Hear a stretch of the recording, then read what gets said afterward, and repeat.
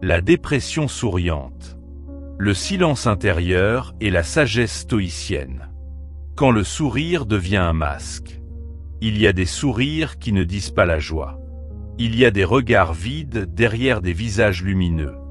Des mots polis, des rires partagés, des réussites affichées. Mais à l'intérieur, un silence lourd, une lassitude qui ne s'avoue pas.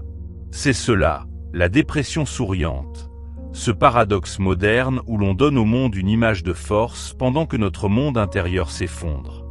On ne veut pas inquiéter. On ne veut pas faire pitié. On veut simplement continuer, tenir, montrer que tout va bien. Mais chaque sourire devient alors une armure. Une manière d'éviter le regard des autres et, souvent, d'éviter le sien. L'homme ne se tourmente pas tant des choses que de l'opinion qu'il en a. Épictète. Le stoïcisme, loin d'être une philosophie froide ou insensible, est une sagesse du regard. Il n'interdit pas la douleur, il l'éclaire. Il ne méprise pas la tristesse, il lui donne un sens. Car pour les stoïciens, ce n'est pas la souffrance qui détruit, c'est la confusion qu'elle engendre.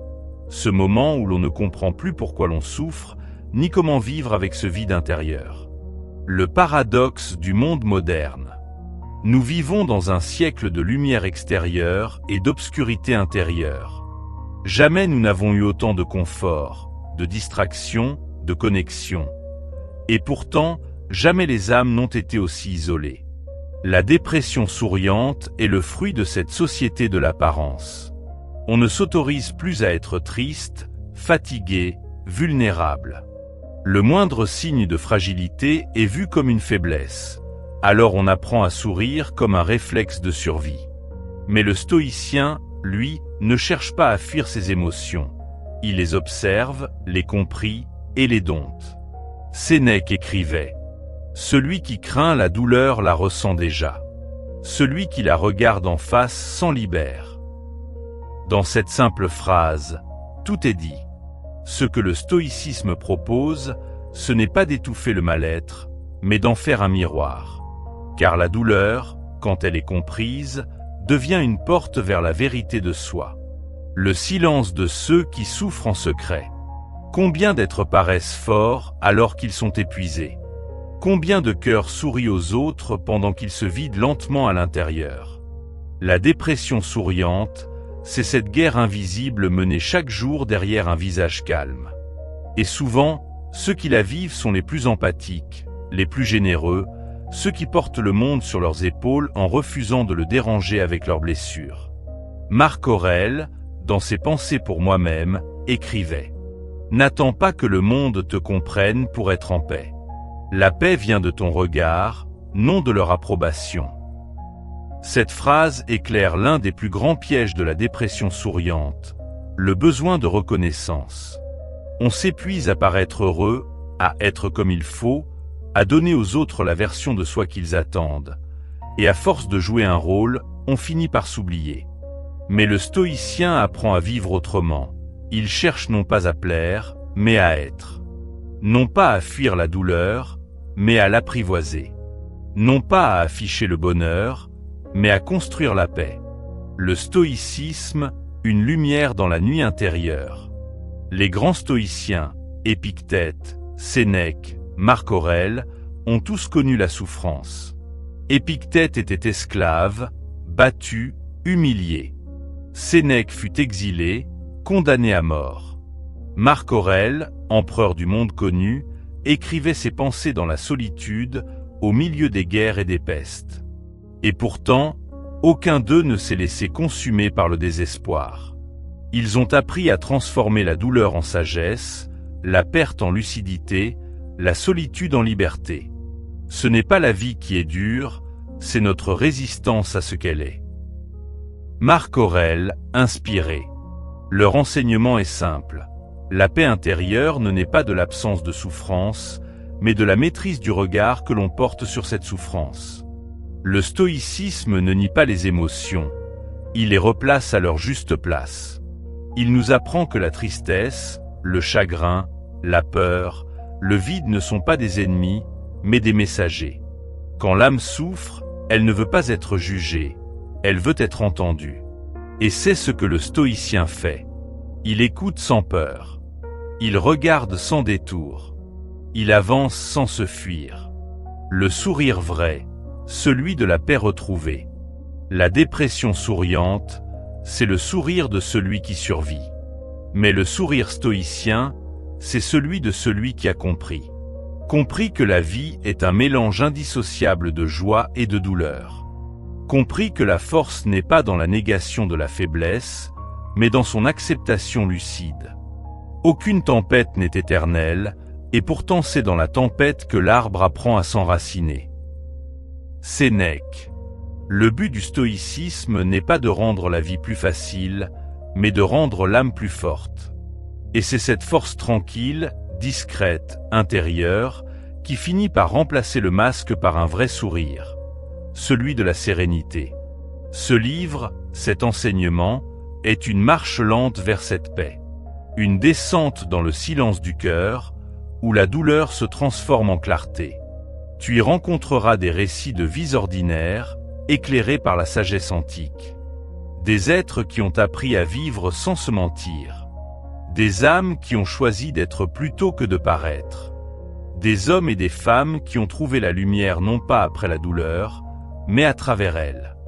Le stoïcisme n'est pas une philosophie du détachement glacial. C'est une école du courage intérieur.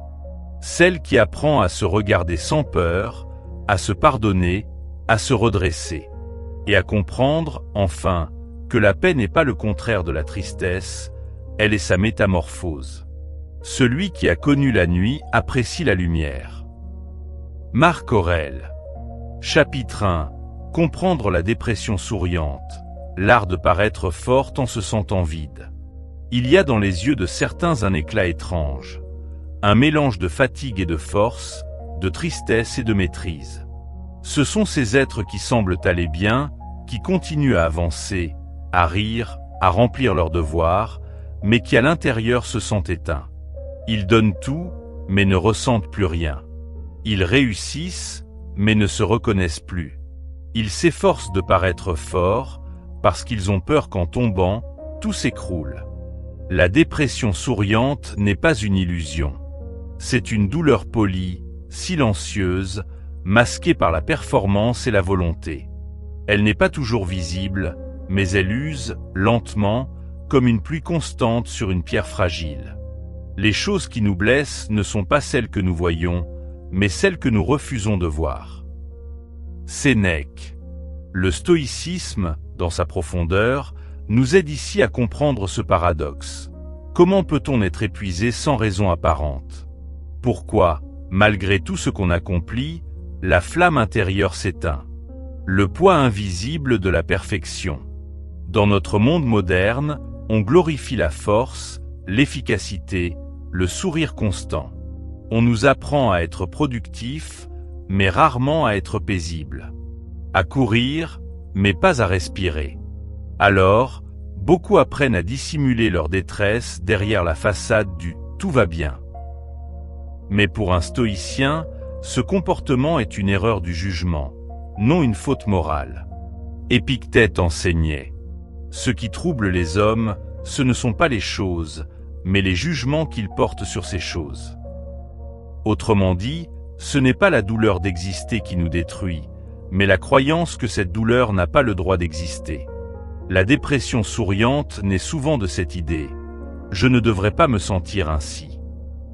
Mais la sagesse commence précisément quand on accepte ce qui est, sans se condamner pour cela. Prenons l'exemple d'Amélia, une jeune cadre dynamique. Toujours disponible, toujours efficace, elle gérait tout, son équipe, sa maison, sa famille.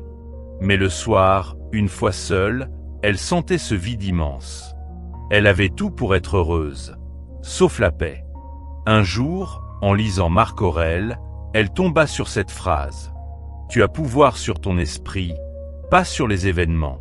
Comprends cela, et tu trouveras la force. » Ces mots furent pour elle un électrochoc. Elle comprit qu'elle passait sa vie à tenter de contrôler l'extérieur, les attentes, l'image, la réussite, mais qu'elle avait délaissé l'essentiel, son monde intérieur. Petit à petit, elle commença à changer son regard. Au lieu de fuir ses émotions, elle les observait. Au lieu de juger son épuisement, elle l'accueillait. Au lieu de se forcer à être parfaite, elle apprit à être sincère. Et lentement, le vide perdit de son pouvoir. Les masques de la force. Le stoïcien ne méprise pas la douleur, il la voit. Mais dans la dépression souriante, ce regard se détourne. On s'impose de paraître fort pour ne pas décevoir. On dit « je vais bien » alors qu'on crie à l'intérieur. C'est un réflexe humain, mais c'est aussi le premier obstacle à la guérison.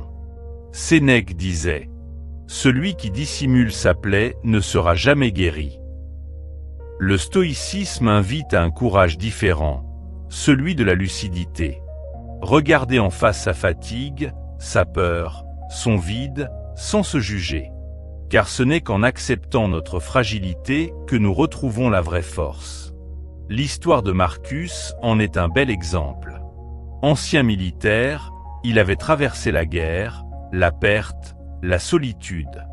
Rentré chez lui, il ne ressentait plus rien. Son entourage le félicitait pour son courage, mais il se sentait vide, coupé du monde. C'est un vieux professeur de philosophie qui lui fit découvrir Épictète. Un jour, il lui dit « Tu veux redevenir fort, Marcus ? Alors cesse de te battre contre ta tristesse. Écoute-la. Elle te parle de ce que tu as aimé. » Ce fut une révélation. Marcus comprit que la douleur n'était pas son ennemi, mais la preuve de sa sensibilité. Il se remit à méditer, à marcher, à écrire. Non pas pour aller mieux, mais pour être vrai. Et dans cette sincérité, il retrouva une paix qu'il n'avait jamais connue. Quand la douleur devient enseignante. Le stoïcisme enseigne que toute épreuve peut devenir une école de sagesse. Même la tristesse. Même la fatigue. Même cette impression de vide intérieur. Ce qui empêche l'action devient l'action. Ce qui fait obstacle devient le chemin. Marc Aurèle. La dépression souriante peut devenir ce chemin. Elle nous oblige à revoir nos priorités, à regarder nos blessures, à ralentir. Elle nous montre que le bonheur n'est pas dans l'agitation, mais dans la cohérence. Ce n'est pas la lumière qui nous manque, c'est le silence pour la voir. Le premier pas, cesser de jouer un rôle. Le stoïcisme n'impose pas le calme, il invite à la vérité. La première libération vient quand on arrête de prétendre. Quand on ose dire « je ne vais pas bien ». Non pas comme une plainte, mais comme une reconnaissance. Car on ne peut pas guérir d'une douleur que l'on nie. L'empereur Marc Aurèle lui-même, malgré toute sa grandeur, écrivait souvent « Aujourd'hui encore, je me sens fatigué, irrité, distrait. » Mais cela aussi fait partie de la nature humaine. Reconnaître sa fragilité, c'est retrouver son humanité. Et c'est cette humanité, lucide, humble, consciente, qui ouvre la porte à la paix. Ce premier chapitre est une invitation à voir sans juger. La dépression souriante n'est pas une faiblesse, c'est un signal. Elle nous montre que quelque chose en nous réclame attention, espace, silence. Le stoïcisme ne guérit pas par la fuite, mais par la compréhension. Et comprendre, c'est déjà commencer à guérir. Ne cherche pas à être invulnérable. Cherche à être inébranlable. Sénèque. Chapitre 2. Les masques de la joie. Pourquoi nous cachons notre douleur? Il est étrange de constater à quel point nous nous efforçons d'avoir l'air heureux. Sur les réseaux sociaux, dans les conversations, au travail, dans la famille. Tout semble nous pousser à montrer une vie maîtrisée, épanouie, joyeuse. Mais cette façade cache souvent une vérité plus complexe. Nous souffrons, mais nous n'osons pas le dire. Nous rions, mais parfois nos rires résonnent creux. Nous parlons, mais rarement de ce qui pèse vraiment. L'homme ne souffre pas seulement de ce qu'il ressent, mais aussi de ce qu'il refuse d'avouer. Sénèque. Ce chapitre explore cette dissonance entre l'apparence et l'âme. Car selon les stoïciens, la vraie liberté ne se trouve pas dans le contrôle de son image, mais dans la sincérité de son être. La peur du jugement. Depuis notre enfance, on nous enseigne que la tristesse est un signe de faiblesse. On félicite l'enfant qui ne pleure pas, on admire l'adulte qui tient bon. Peu à peu, on apprend à cacher la douleur, à sourire quand tout s'effondre. Mais ce masque finit par nous étrangler. Épictète disait « Ce n'est pas la honte d'être faible qui est un fardeau, c'est de vouloir paraître fort quand on ne l'est pas. » Cette phrase résume l'un des pièges les plus subtils de l'époque moderne. Nous confondons la maîtrise de soi avec l'absence d'émotion.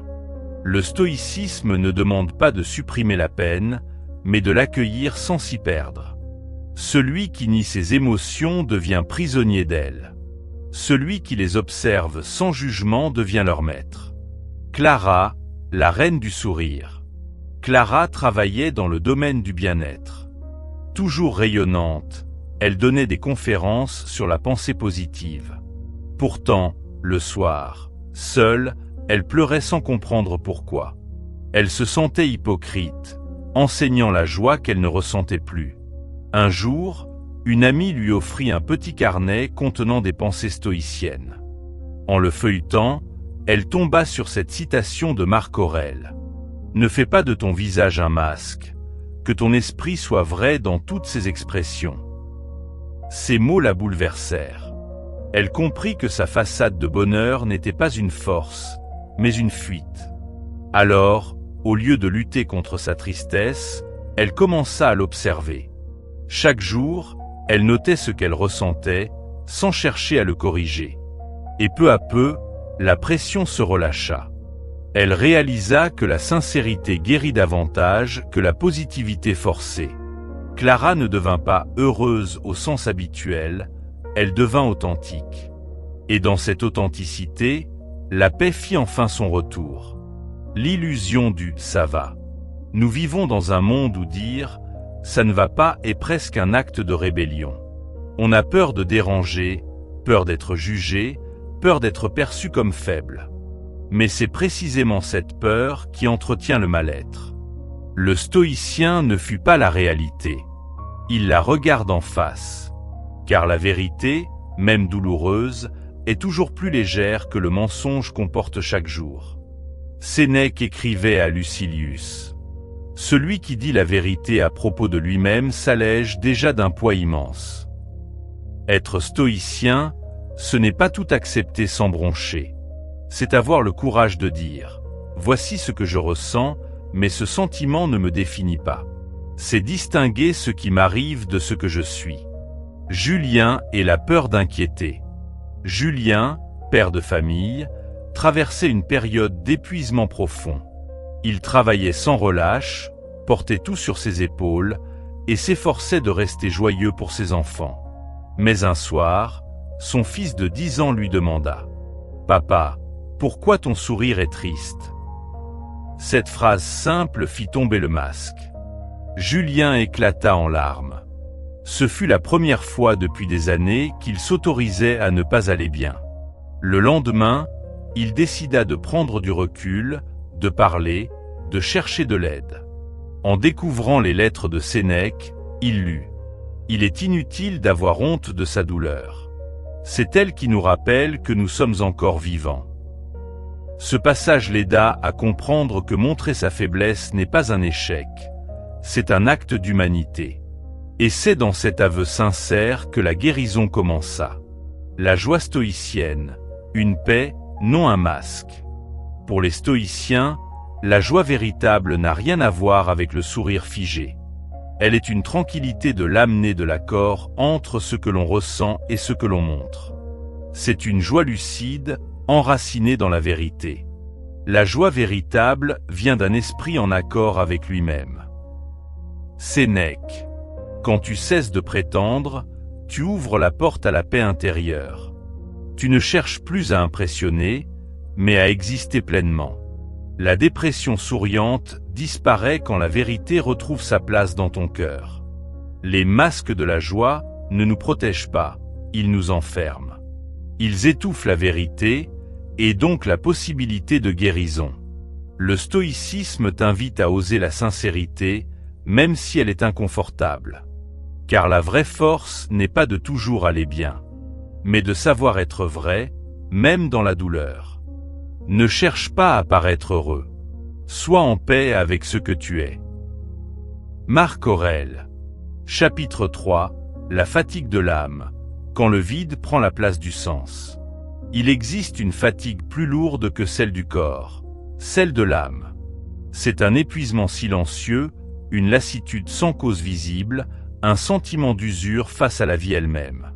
Tu te lèves, tu fais ce qu'il faut, tu souris, tu parles, mais tout te semble creux. Tu n'as plus envie de fuir, ni même de te battre. Tu veux juste que le bruit s'arrête. Les stoïciens connaissaient bien cette lassitude intérieure. Ils l'appelaient assédia, ce vide spirituel qui naît lorsque l'esprit perd son orientation, lorsque l'homme ne sait plus pourquoi il vit. Sénèque écrivait « Ce n'est pas la fatigue du corps qui nous abat, c'est celle de l'âme qui ne trouve plus de raison à son effort. » Quand la vie perd son goût, la dépression souriante se nourrit souvent de ce vide invisible. Ce n'est pas une douleur vive, c'est une absence, comme si la vie perdait sa couleur. Tu fais les mêmes gestes, dis les mêmes mots, mais plus rien ne t'émeut. Ce n'est pas la tristesse qui te ronge, c'est l'indifférence. Marc Aurèle disait dans ses Pensées pour moi-même : l'homme perd le goût de vivre quand il oublie le sens de ses actions. Le stoïcisme nous invite à redonner du sens au quotidien, à ne pas vivre mécaniquement, mais consciemment. Car ce n'est pas la vie elle-même qui nous épuise, mais la vie vécue sans direction. Chaque jour, demande-toi, pourquoi fais-je cela ? Quand la réponse devient claire, la fatigue diminue. Mais quand tu n'as plus de pourquoi, tout devient lourd. Élodie et le silence intérieur. Élodie avait tout ce que beaucoup envient. Un emploi stable, une maison, des amis. Mais chaque matin, elle se levait avec un nœud dans la poitrine, incapable de trouver une raison d'avancer. « Je ne vais pas mal, » disait-elle, « mais je ne vais pas bien non plus. » Un jour, en lisant une lettre de Sénèque à Lucilius, elle tomba sur cette phrase. « Nous nous épuisons à courir sans savoir vers où. Celui qui n'a pas de port ne trouve jamais le vent favorable. » Ces mots l'ont frappée comme une évidence. Elle réalisa qu'elle vivait sans direction. Elle remplissait son temps, mais pas son âme. Alors, elle décida de ralentir. Chaque matin, avant de regarder son téléphone, elle s'asseyait 5 minutes en silence pour écrire une seule phrase. « Aujourd'hui, je ferai une chose qui a du sens pour moi. » Ce simple rituel transforma sa fatigue en lucidité. Elle comprit que le vide ne vient pas d'un manque de choses, mais d'un manque de sens. Le stoïcien face au vide. Les stoïciens enseignaient que la vie prend son sens non pas dans la possession, mais dans la vertu, dans l'accord entre nos actions et nos valeurs profondes. La fatigue de l'âme survient quand cet accord se brise.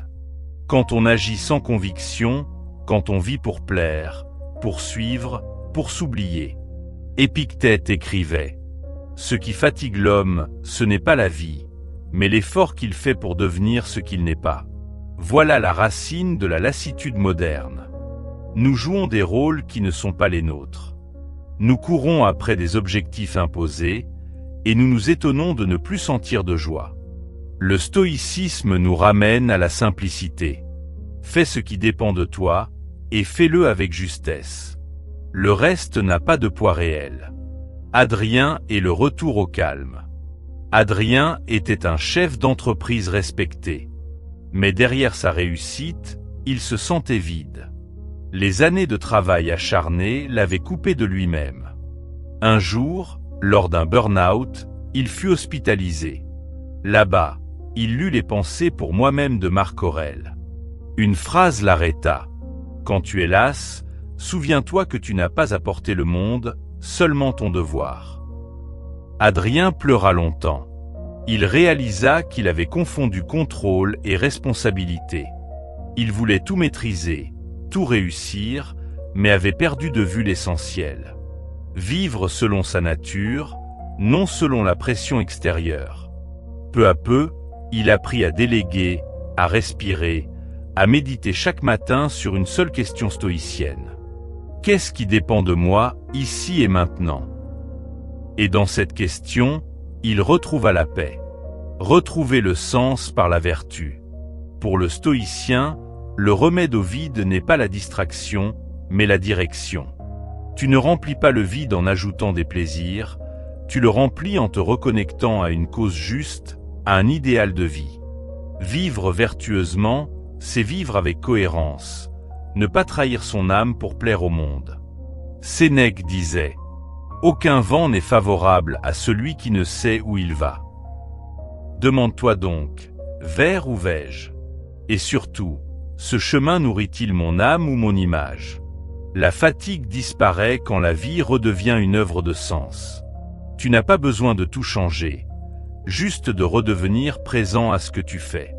La fatigue de l'âme naît du vide, et le vide naît du manque de sens. Nous portons des masques, nous jouons des rôles, nous avançons sans direction, et nous nous étonnons d'être épuisés.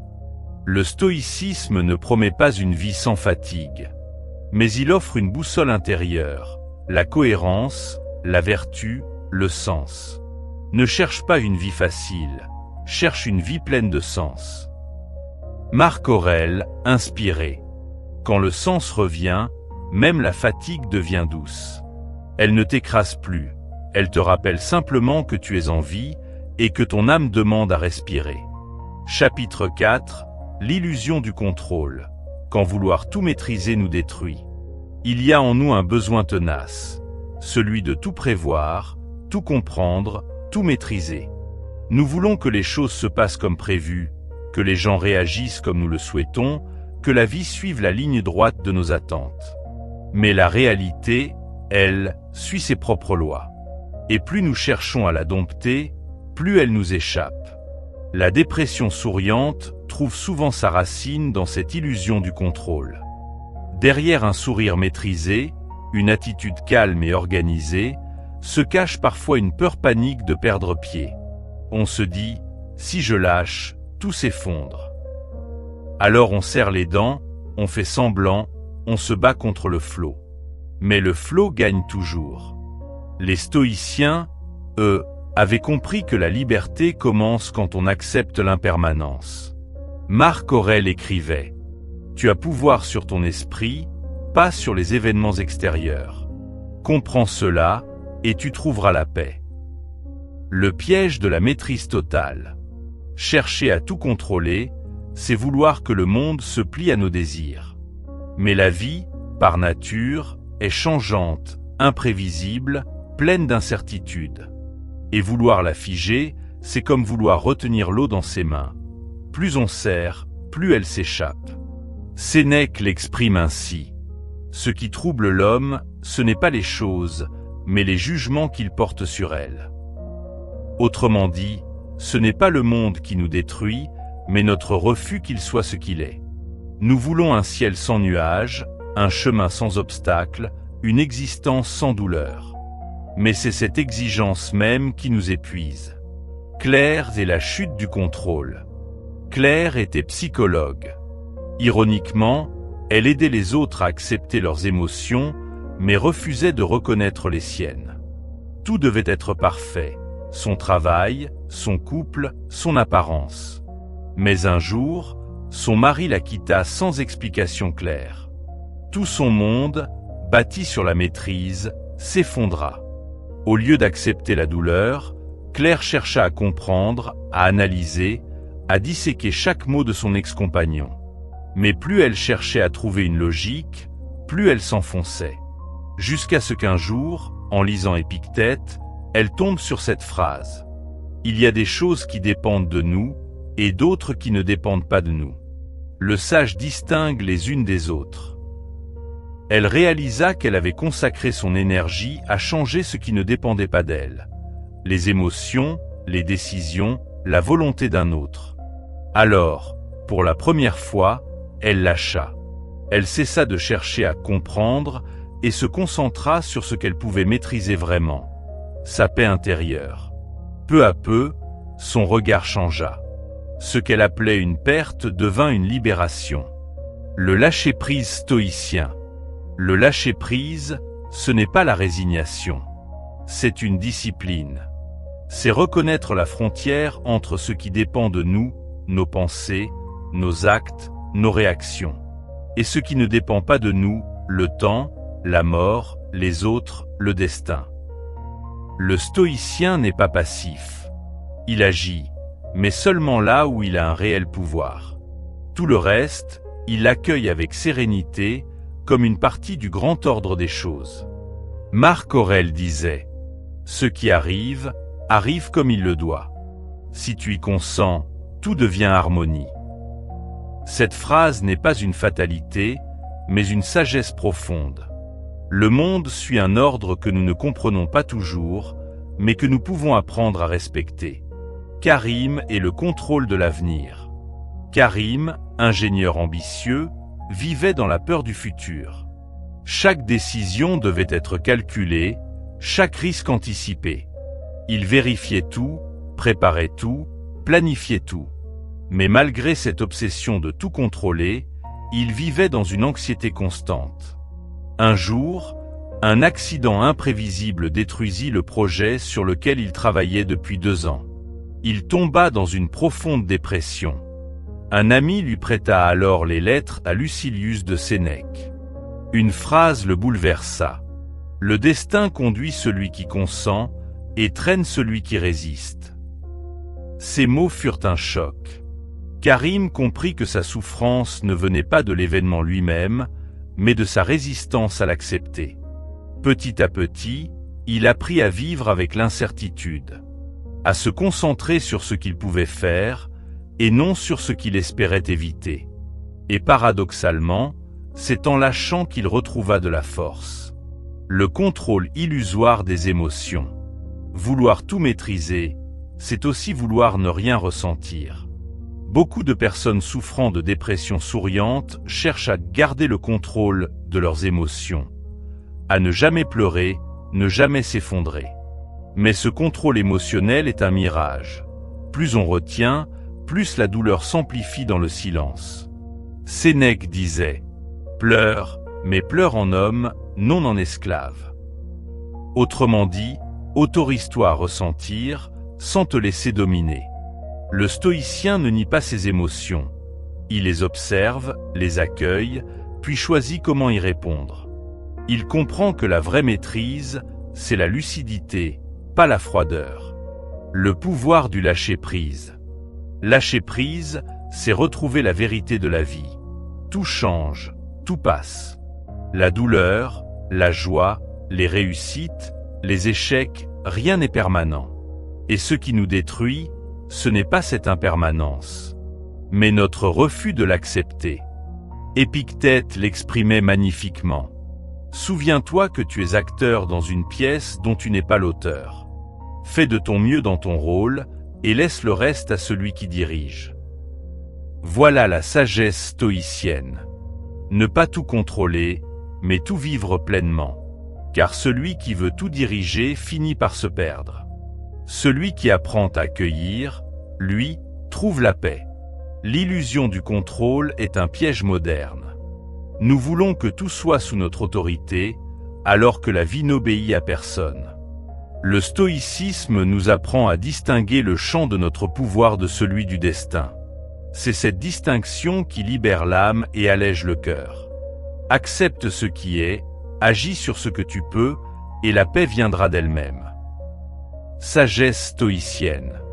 Quand tu comprends que tout n'a pas besoin d'être sous ton contrôle pour avoir du sens, tu cesses de lutter contre la vie, et tu commences enfin à la vivre. Chapitre 5. Les vertus du silence. Guérir sans tout expliquer. Dans un monde où tout doit être dit, partagé, analysé, expliqué, le silence devient un acte de rébellion. Nous vivons à une époque où la douleur doit être racontée, la tristesse justifiée et la guérison démontrée.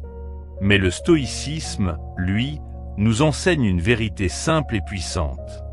Ce n'est pas en parlant de ces blessures qu'on les referme, mais en apprenant à vivre au-dessus d'elles. Inspiré d'Épictète. La dépression souriante est souvent une douleur silencieuse, mais un silence subi, pas choisi. Celui de celui qui se tait par peur d'être incompris ou de paraître faible. Le stoïcisme nous invite à une autre forme de silence. Un silence actif, conscient, guérisseur. Un silence qui n'est pas absence de mots, mais présence à soi. Le silence comme espace de guérison. Marc Aurèle disait « L'homme trouve sa paix dans la retraite intérieure. Nulle part il ne se retire avec plus de calme et de liberté qu'en lui-même. » Le silence n'est pas un vide, c'est un refuge. C'est dans ce lieu intérieur, loin du bruit du monde, que la guérison commence. Car tant que nous cherchons à expliquer notre douleur à autrui, nous restons liés à elle. Nous cherchons à être compris, plutôt qu'à nous comprendre. Le stoïcien, lui, sait que tout ne peut être dit. Certaines douleurs demandent non pas des mots, mais du temps. Et dans le temps silencieux, quelque chose se répare, lentement, naturellement. Thomas et le silence après la tempête. Thomas avait perdu son frère dans un accident. Pendant des mois, il en parlait sans cesse, aux amis, à un thérapeute, à lui-même. Mais plus il parlait, plus la douleur semblait se nourrir de ses mots. Jusqu'au jour où il découvrit, dans les pensées pour moi-même, cette phrase.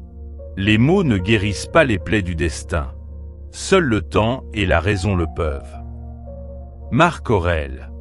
Thomas décida de se taire, non par honte, mais par respect. Il arrêta de vouloir comprendre sa peine et commença à l'accueillir. Chaque matin, il marchait seul au bord du lac. Il ne cherchait plus à analyser, seulement à être présent. Et peu à peu, sans qu'il s'en rende compte, la douleur perdit son emprise. Elle n'était plus un cri à apaiser, mais une cicatrice à honorer. Le silence comme acte de force. Le monde moderne confond souvent parler avec guérir. Mais parfois, les mots nous emprisonnent dans une boucle mentale. Plus on explique, plus on ravive la plaie. Sénèque nous avertissait. Plus tu tournes la douleur dans ton esprit, plus tu l'affermis. Le stoïcisme ne prône pas le mutisme, mais le discernement. Savoir quand la parole est claire et quand elle enferme. Le silence stoïcien n'est pas une fuite du monde. C'est un retour à l'essentiel, à soi, à la nature, à la raison. Ce silence, c'est celui du sage qui ne cherche pas à convaincre, mais à comprendre. Celui de l'homme qui ne réagit plus à tout, mais qui observe, calme, maître de lui-même. Amira et la paix retrouvée. Amira, cadre dans une grande entreprise, était constamment entourée de bruit, réunions, notifications, conversations superficielles. Un jour, après un burn-out, elle décida de prendre une retraite de 10 jours dans un monastère où le silence était obligatoire.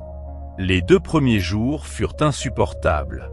Sans téléphone, sans parole, ses pensées hurlaient plus fort encore. Mais au 5e jour, elle commença à percevoir un calme étrange. Elle écrivit dans son carnet. Le silence me confronte à moi-même, mais aussi à une paix que j'avais oubliée. En lisant Sénèque, elle comprit que le stoïcisme n'était pas seulement une philosophie de raison, mais une discipline du silence intérieur. Quand elle revint, elle ne parlait pas plus, elle parlait mieux. Chaque mot venait d'un espace apaisé. Le silence est la maîtrise de l'ego. L'ego veut toujours expliquer, justifier, convaincre. Mais la sagesse stoïcienne enseigne l'humilité. Accepter qu'on ne puisse pas tout dire, ni tout comprendre. Le silence devient alors un acte d'humilité. Épictète disait « Si tu veux être invincible, ne t'engage pas dans des batailles de mots. » Chaque fois que nous cherchons à prouver, à nous défendre, à tout expliquer, nous redonnons à notre douleur le pouvoir de nous définir. Mais quand nous restons silencieux, non par faiblesse mais par choix, nous affirmons une autre forme de puissance, celle du détachement. Le silence comme prière stoïcienne. Le silence est aussi une prière du sage, une manière de communier avec l'ordre du monde. Marc Aurèle, chaque soir, méditait sans mots. Il observait les étoiles et écrivait. Le monde est changement, la vie est opinion. Dans le silence, il trouvait la distance nécessaire pour ne pas se laisser engloutir par le tumulte humain. C'est dans ce calme que naissait sa clarté. Et c'est dans ce calme que, toi aussi, tu peux trouver la tienne. Le silence n'est pas une absence de réponse. C'est la réponse la plus profonde qu'un esprit en paix puisse offrir. Guérir ne signifie pas tout expliquer, ni tout comprendre, mais apprendre à écouter sans juger, à ressentir sans fuir, à exister sans bruit. Le sage est silencieux non parce qu'il ignore, mais parce qu'il sait que tout n'a pas besoin d'être dit. Sagesse stoïcienne. Lorsque tu apprendras à habiter le silence, tu découvriras qu'il n'est pas vide. Il est rempli d'une force tranquille, celle de ton être véritable. Et c'est là, dans cette paix sans mots, que commence la véritable guérison. Chapitre 6, la renaissance stoïcienne. Retrouver la lumière intérieure. Il y a des moments où l'on croit avoir tout perdu. Non seulement les joies du monde, mais le goût même d'exister. On se lève, on agit, on sourit, mais à l'intérieur, c'est le désert. C'est cela, la dépression souriante, un soleil éteint sous un visage éclairé. Mais le stoïcisme nous enseigne ceci. Ce n'est pas dans les moments de lumière que l'on apprend à vivre, mais dans ceux où l'obscurité nous pousse à chercher notre propre flamme. Inspiré de Sénèque, la renaissance ne vient pas d'un miracle. Elle vient du regard intérieur qui, peu à peu, cesse de fuir la douleur pour en comprendre le message. C'est un retour à soi, à la simplicité, à ce qui demeure quand tout semble s'être effondré. 1. Mourir symboliquement pour renaître intérieurement. Les stoïciens voyaient chaque épreuve comme une petite mort, celle de l'attente, de l'attachement, de l'illusion. Marc Aurèle écrivait « Chaque jour, pense que tu vas mourir, non pour craindre la vie, mais pour apprendre à la chérir. » La renaissance commence quand on cesse de lutter contre la fin d'une version de soi. Quand on accepte que la personne que l'on était, celle qui voulait plaire, briller, tout contrôler, ne reviendra plus. Et c'est une bénédiction. Car tant que tu refuses de mourir à tes anciennes attentes, tu ne pourras pas renaître à ton véritable toi. Lucie, 38 ans, enseignante passionnée, avait perdu goût à tout après un burn-out. Elle voulait redevenir comme avant. Mais c'est en lisant Épictète qu'elle comprit. Ce que tu perds n'était pas à toi. Ce qui t'appartient, c'est la capacité de raisonner et d'agir avec droiture. Lucie cessa de courir après l'ancienne elle. Elle commença à méditer, à enseigner différemment, à écouter plus qu'à performer. Sa renaissance fut silencieuse, mais réelle. 2. L'acceptation comme acte de lumière. Le stoïcisme ne nie pas la douleur. Il dit simplement, ne la laisse pas t'aveugler. Car toute souffrance contient une leçon de vérité. Sénèque disait, ce n'est pas la douleur qui nous détruit, mais notre refus de la comprendre. L'acceptation n'est pas une résignation. C'est le moment où tu cesses de demander « Pourquoi moi ?» et que tu commences à dire « Et maintenant, que puis-je apprendre ?» Dans cette bascule, tu cesses d'être victime du monde, tu redeviens son élève. Et la lumière intérieure recommence à briller, d'abord faiblement, puis avec force. 3. Retrouver le sens, de la survie à la création. Le stoïcisme t'invite à agir, même dans la nuit. Ne dis pas « je souffre », dis « je me forme ». Marc Aurèle. La renaissance stoïcienne est active. Ce n'est pas une guérison passive où l'on attend d'aller mieux. C'est une reconstruction volontaire, un art de redonner du sens à ce qui semblait perdu. Nicolas, ancien sportif, avait tout arrêté après une blessure grave. Il sombra dans une forme de dépression cachée, refusant d'admettre que sa vie avait changé. Un jour, un ami lui offrit les entretiens d'Épictète. Une phrase le frappa. « Ce qui t'est arrivé ne t'empêche pas d'être vertueux. » Ce jour-là, Nicolas décida de transmettre plutôt que de performer. Il devint coach, aidant d'autres à traverser leurs blessures. Il avait perdu un rêve, mais gagné une mission. C'est cela, la renaissance stoïcienne. Transformer la perte en service. 4. La lumière intérieure, un feu qu'aucune tempête n'éteint. Marc Aurèle écrivait « La flamme de la raison brille même dans le vent, car elle ne dépend pas de ce qui souffle dehors. » La lumière intérieure n'est pas un état de bonheur permanent.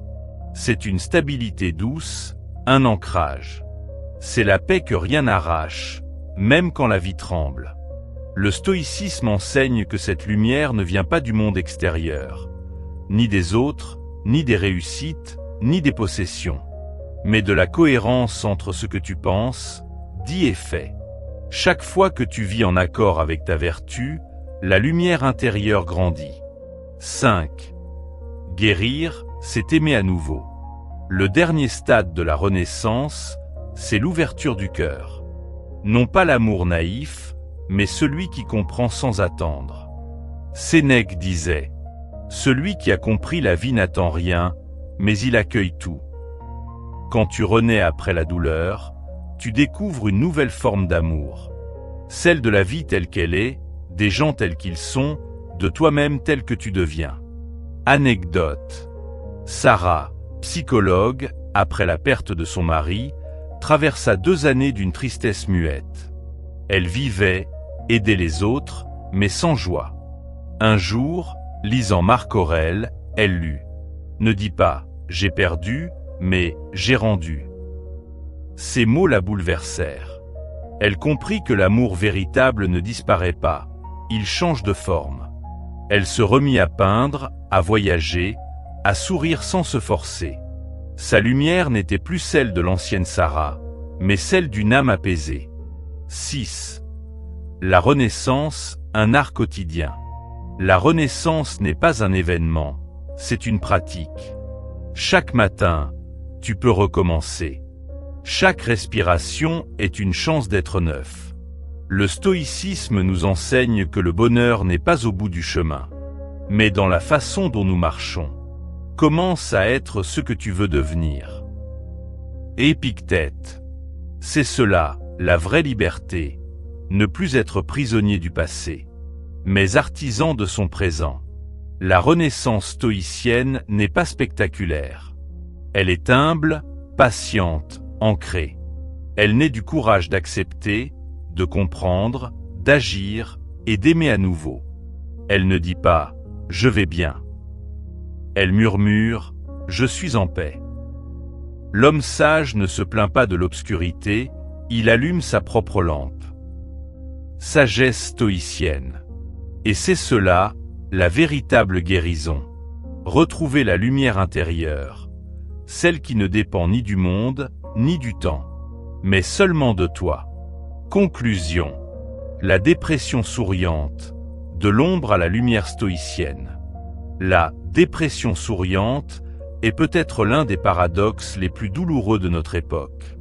Elle habite ceux qui, en apparence, réussissent tout, mais qui, au fond, ne ressentent plus rien. Ce n'est pas la dépression visible et reconnue, mais celle du silence et du masque. Un mal discret, raffiné, presque élégant, où l'on continue de vivre sans vivre vraiment. Et pourtant, le stoïcisme nous enseigne qu'il n'existe aucune nuit sans aube. Même sous les sourires forcés, la lumière intérieure demeure, fragile, vacillante, mais réelle. La philosophie stoïcienne, loin de nier la douleur, nous invite à la regarder en face pour y trouver un chemin de vérité. 1. Voir au-delà du masque, la lucidité avant la guérison. La première étape de la renaissance stoïcienne consiste à voir clairement. Les stoïciens ont toujours insisté sur la lucidité. Le commencement de la sagesse, c'est de reconnaître les choses telles qu'elles sont. Épictète. Reconnaître sa douleur, ce n'est pas une faiblesse. C'est un acte de courage. C'est refuser de fuir derrière le rire, la performance ou la distraction. C'est dire, simplement, je souffre et je veux comprendre pourquoi. Le stoïcisme ne demande pas de masquer le chagrin, mais d'en faire un point de départ vers la clarté. 2. La souffrance comme enseignement. Les stoïciens ne voyaient pas la douleur comme un châtiment, mais comme un professeur exigeant. Sénèque disait « Le malheur révèle les âmes, comme la tempête révèle les marins ». Celui qui traverse la dépression souriante apprend une vérité que beaucoup ignorent, que l'on peut tout avoir, sans rien ressentir, que l'on peut être entouré, sans être compris, que l'on peut briller, tout en s'éteignant à l'intérieur. Mais à travers cette traversée, si elle est comprise avec sagesse, on découvre ce qui compte vraiment, la paix de l'âme, la cohérence, l'amour sincère, la simplicité. 3. Retrouver la souveraineté intérieure. Le stoïcisme enseigne que notre pouvoir réside dans ce qui dépend de nous, nos pensées, nos jugements, nos actions. Tout le reste, la reconnaissance, le regard des autres, les circonstances, n'est qu'un théâtre extérieur. Marc Aurèle écrivait « N'accorde pas à ce qui ne dépend pas de toi le pouvoir de troubler ton esprit. » Celui qui vit une dépression souriante a souvent remis son pouvoir aux autres, aux attentes sociales, à l'image qu'il doit maintenir, au rôle qu'il joue chaque jour. Mais la guérison commence quand il reprend possession de lui-même, quand il cesse de vivre pour paraître et recommence à vivre pour être. 4. Apprendre à ne rien attendre pour tout apprécier. La philosophie stoïcienne nous apprend à aimer la vie non pas pour ce qu'elle donne, mais pour ce qu'elle est. Souhaite que ce qui arrive, arrive comme il arrive, et tu seras heureux. Épictète. C'est dans cette acceptation du réel, dans cette gratitude pure, que la lumière intérieure renaît. Quand on ne cherche plus à plaire ni à prouver, on découvre une joie simple, celle d'exister, d'apprendre, de respirer. Cette joie n'a rien de spectaculaire, elle est tranquille. Mais elle est vraie, et c'est cela qui la rend durable. 5. Le courage de la douceur. La dépression souriante nous apprend la douceur, celle que le stoïcisme valorise plus qu'on ne le croit. Sénèque disait « La plus grande force, c'est de demeurer doux dans un monde dur. » La douceur envers soi-même, voilà le cœur de la renaissance. C'est accepter de ne pas toujours être fort, de ne pas toujours comprendre, de se laisser du temps pour guérir. Le stoïcien ne se punit pas de souffrir. Il se console par la raison, il s'élève par la patience. Et il avance, pas à pas, vers la clarté. 6.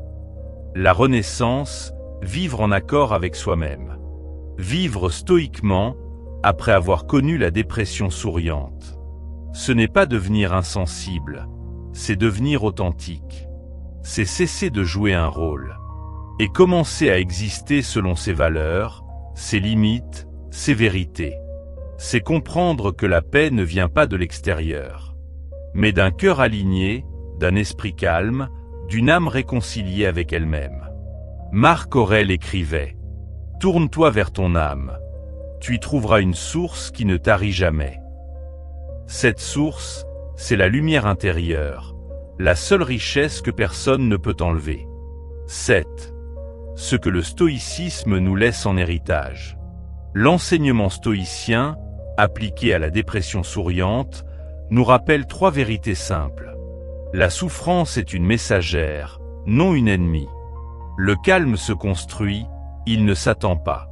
La joie véritable vient de la cohérence entre la raison et le cœur. Et lorsque l'on comprend cela, le sourire cesse d'être un masque. Il redevient une lumière naturelle, celle qui émane d'une âme en paix avec ce qu'elle a traversé. La dépression souriante est un passage secret vers une sagesse plus profonde. Elle détruit les illusions, mais elle révèle l'essentiel. Elle vide pour mieux remplir de sens. Elle éteint les feux artificiels pour rallumer la flamme intérieure. Ce n'est pas la lumière extérieure qui éclaire le sage, mais la lumière qu'il entretient dans le silence de son âme. Sagesse stoïcienne. Ainsi, celui qui renaît après une dépression souriante n'est plus le même. Il ne cherche plus à impressionner le monde. Il cherche à être vrai, libre et en paix. Et c'est peut-être cela, le plus beau sourire. Celui qui ne vient plus des lèvres, mais du cœur enfin apaisé. Si cette connaissance t'a transformé autant que je l'espère, abonne-toi et partage dans les commentaires un conseil qui pourrait aider d'autres hommes. Le pouvoir partagé se multiplie. Le jeu ne fait que commencer.